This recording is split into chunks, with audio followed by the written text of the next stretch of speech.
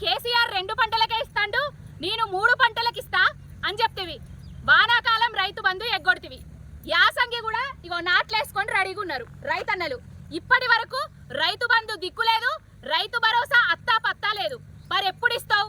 నువ్వు ఏడాది అవుతుంది ఇప్పుడు సంవత్సరికం చేసుకుంటున్నావు అధికారంలోకి వచ్చి. నీ సంవత్సర పాలనలా రైతు పండుగలు అనేసి ఉత్సవాలు చేసుకున్నావు. ఇగో రైతుల మాటల్లోనే నీ గురించి ఏమనుకుంటారో ఏమనుకుంటారా?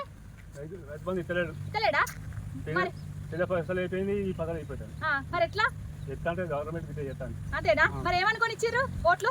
ఇచ్చిర్రు కట్టే మంచోడని ఇచ్చిర్రు. ఇప్పుడు తెలిసిందా? తెలిసింది. ఏమని తెలిసింది? తెలిసింది. దొంగ అని తెలిసిందా? మళ్ళీ ఏదైనా ఎలక్షన్లో తెస్తావా ఓటు?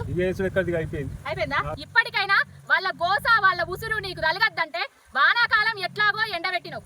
ఇప్పుడు యాసంగి కన్నా రైతు బంధు కాదు, నువ్వు ఇస్తా అన్న భరోసా అన్న ఇయ్యి, వాళ్ళను ఆదుకో. రైతు పండుగలు అని ఊదరగొట్టి ఉపన్యాసాలు పెట్టి ఉత్సవాలు చేసుడు కాదు.